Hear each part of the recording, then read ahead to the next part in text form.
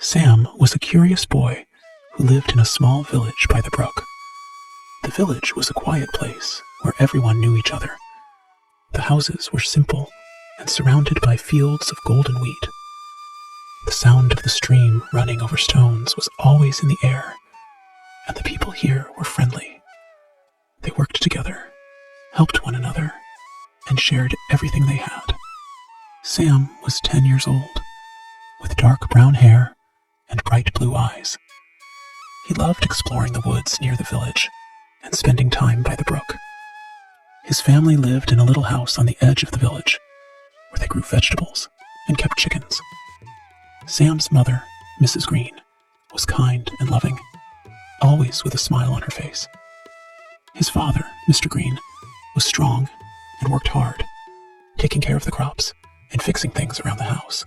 One of the most interesting people in the village was Mrs. Willoughby. She was an old woman who lived alone in a crooked house on the far side of the village, near the edge of the forest. Her house was full of strange things: herbs hanging from the ceiling, jars of odd liquids, and shelves full of trinkets. The villagers called her a witch, but Sam never thought she was anything to be afraid of. In fact, he liked visiting her. Mrs. Willoughby was kind to him. When Sam was sad, she would always say, "You must remember to look at the stars, Sam. They have wisdom." She would smile and offer him little treats, or sometimes she would give him a shiny rock or a small jar of honey. Sam didn't care what the others said about her. She was good to him, and that was enough. One autumn evening, the sky turned dark and heavy. The wind began to howl, and clouds covered the sun. The villagers felt uneasy as the storm grew stronger. Sam's mother hurried inside, closing the windows and locking the doors. The storm was fierce, with lightning flashing and thunder roaring. The sound of the wind was so loud that it almost seemed as though it would tear the houses apart. The next morning, when Sam woke up, he saw the damage the storm had caused. The roof of Mr. Black's house had been torn off, and the trees in the field were uprooted. Some of the village's farm animals had disappeared, and the crops were ruined. The villagers were upset.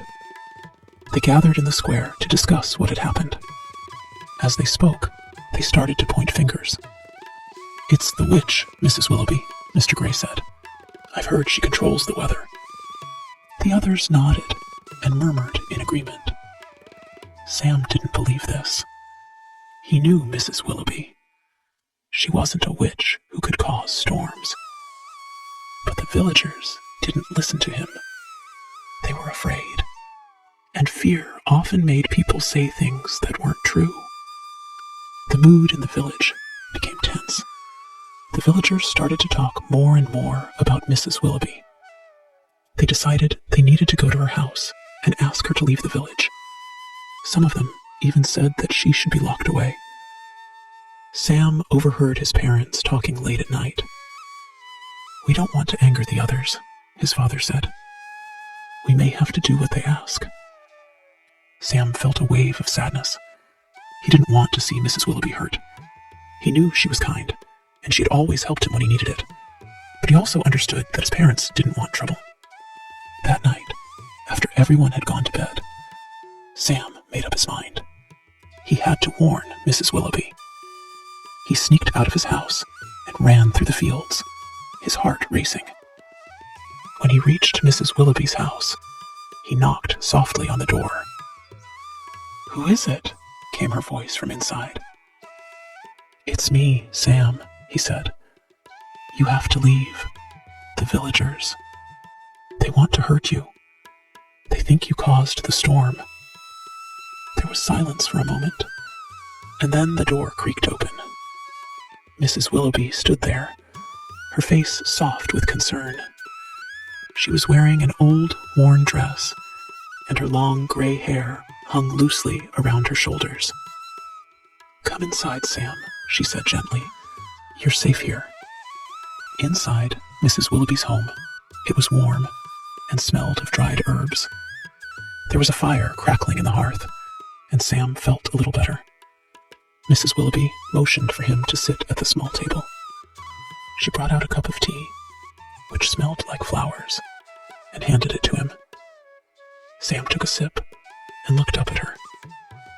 "Please, tell me what's happening. Why do they say these things about you?" Mrs. Willoughby sat down across from him. Her eyes were kind but sad. "You've heard the stories, haven't you, Sam?" she said quietly. "The ones about witches. About women who can do things others don't understand." Sam nodded. "I am not a witch, Sam," Mrs. Willoughby said. "But my great-grandmother was. She was a healer. She used herbs and potions to help people when they were sick, and she protected the village from danger.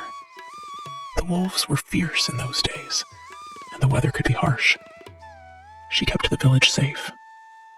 "Is that what you do?" Sam asked. "Yes," she replied. "I've inherited her knowledge. I help when I can, when animals are sick or crops are failing. But I never wanted to scare anyone. I only wanted to help." Sam thought for a moment. "Then the storm. It wasn't you?" "No, Sam," Mrs. Willoughby said. "The storm was nature. Sometimes the weather is just like that. It's not magic." Sam felt a mix of relief and sadness. He didn't want Mrs. Willoughby to leave the village, but he knew that the villagers would never believe her. The next day, Mrs. Willoughby packed her things. She didn't want to cause more trouble, so she decided it was best to leave. Sam watched her from a distance, feeling a heavy weight in his heart. He couldn't understand why people were so quick to judge her. Before she left, Mrs. Willoughby handed him a small locket. "This is for you, Sam," she said. "It's a symbol of our friendship. Inside, you'll find something special." Sam opened the locket carefully. Inside, there was a tiny crystal that glowed softly. There was a note with it that read, "Help others, as I have helped you." Sam knew that he would never forget Mrs. Willoughby. She had taught him something important, that kindness and compassion were the true magic in the world.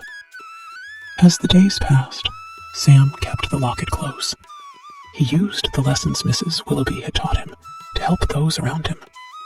And slowly, the villagers began to see that maybe they had been wrong to judge her.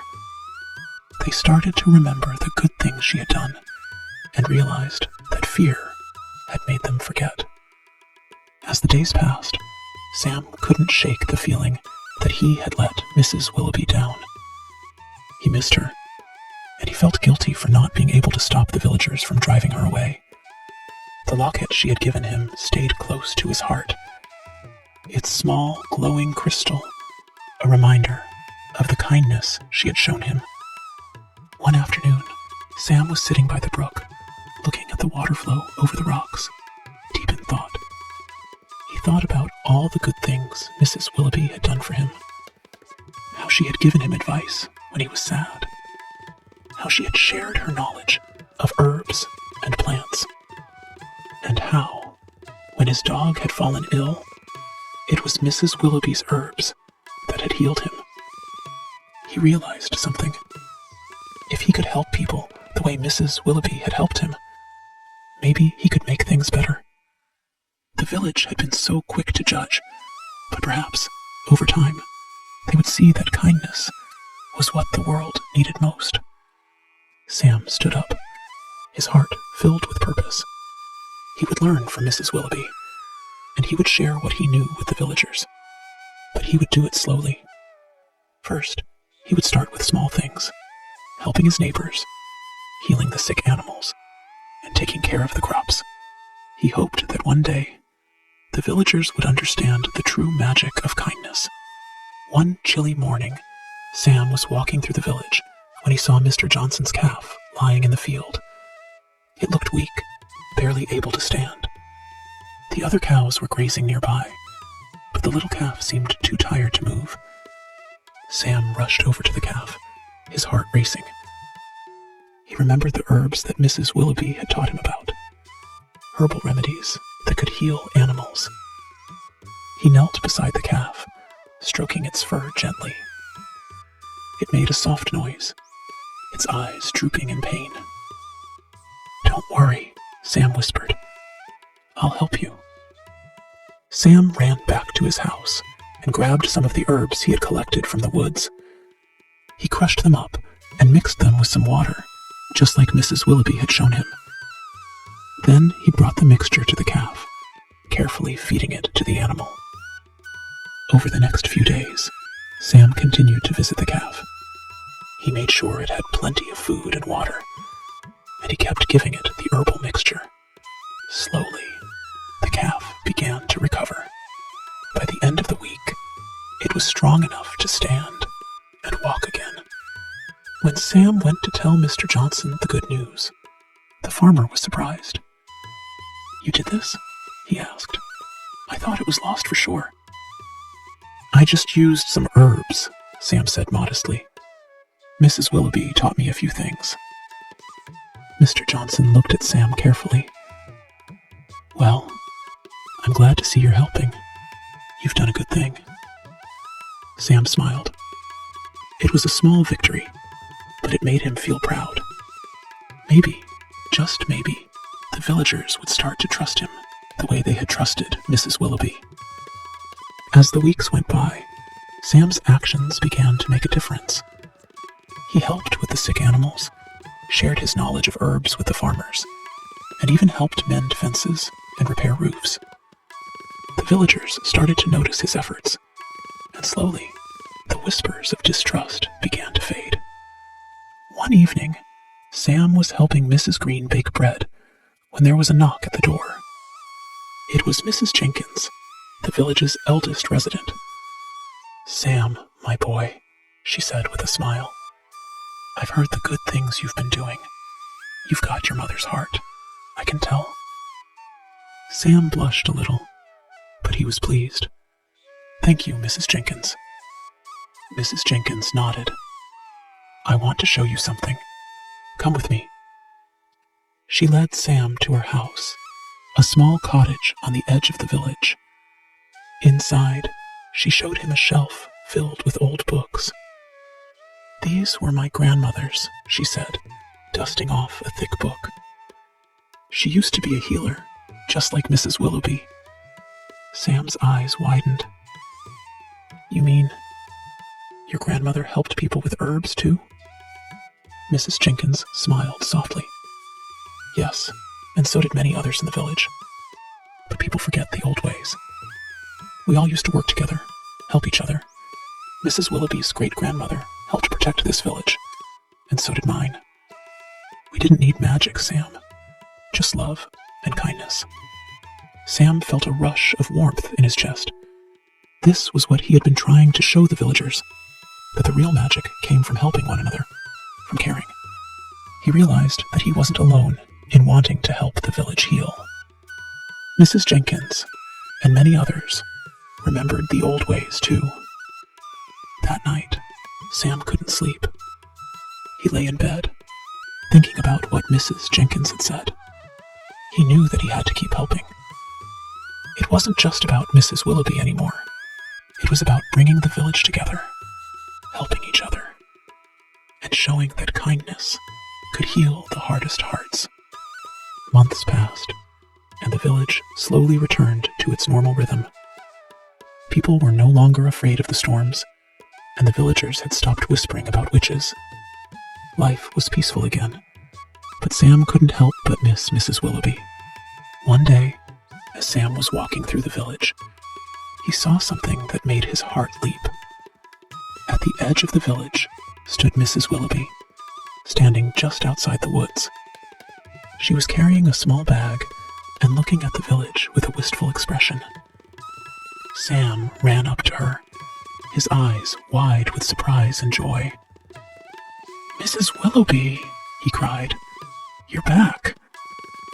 She turned to him and smiled warmly. "I had to come back, Sam. The village needs people like you." "I've been trying to help," Sam said, his voice full of excitement. "I've learned so much from you. I've helped with the animals, and I've shown people how to use the herbs, and they're starting to trust me." Mrs. Willoughby nodded, her eyes twinkling. I knew you had it in you, Sam. You're more than ready. The village has changed, and you're a big part of that change. Sam felt a wave of happiness. Mrs. Willoughby was back, and the village was healing. Together, they would continue to help the people and animals of Willowbrook. As time went on, Sam and Mrs. Willoughby worked together, teaching the villagers how to care for their land, their animals, and each other. Slowly, the village became a place where kindness, not fear, was the way to solve problems.